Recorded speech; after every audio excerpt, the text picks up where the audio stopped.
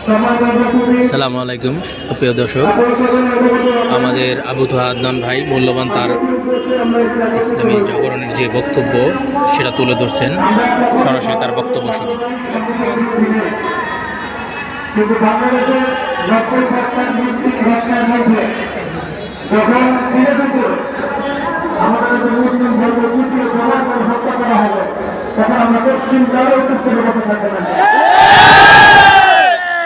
আমরা সর্বপ্রথম আমাদের প্রশাসন, সরকার এবং কর্তৃপক্ষকে বিনয়ের অনুরোধ করতে চাই এই সন্ত্রাসী সংগঠনের চলবে অনতিবিলম্বে বাংলাদেশের মাটিকে বহিষ্কার করতে হবে।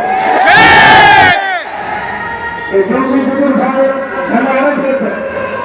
বাংলাদেশের মুসলিম শান্তিকামী মুসলিম কিন্তু এমন কোনো পদক্ষেপ আপনারা নিতে পারবেন না, কখনো করবেন না যাতে বাংলার জনগণ আমাদেরকে করবে। আমরা তার পছন্দ করে বলছি, যদি বাংলাদেশের তহবিল জনগণ একটা বার জেগে ওঠে, এর আগে মানুষ যাতে পালানোর পথ পেয়েছে, আপনারা কিন্তু পালানোর পথে পাবেন না। আমরা উদ্যোগের পথ বেছে নেব না, আমরা শান্তির পথ বেছে নিলে ঠিকই, আমরা ভোটে দেবো ঠিকই, কিন্তু আর কতজন ভাই মারা গেলে আমাদের হুঁশ ফিরবে, আর কতজন ভাই মারা গেলে আমাদের হুঁশ ফিরবে।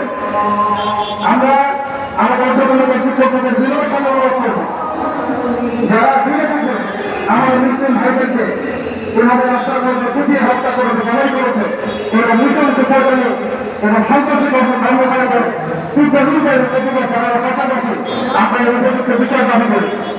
এখানে অনেক বড় প্রোগ্রাম আছে, আমি সকল মানুষ বেশি কথা বলে যাচ্ছি না। আমরা একটা দাবি উত্থাপন করতে চাই, বাংলার জমিন শান্তির জমিন, এই শান্তির জমিনে যদি অভিজ্ঞতা প্রদর্শন করতে চায়, আল্লাহর কসম করে বলছে আমরা হাতে হাত দিতে বেশি থাকতে চাই।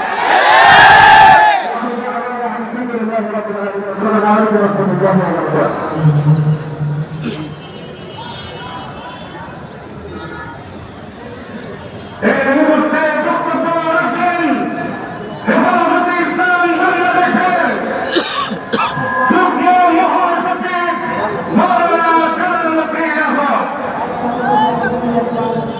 আসসালামু আলাইকুম ওয়া রাহমাতুল্লাহি ওয়া বারাকাতুহু।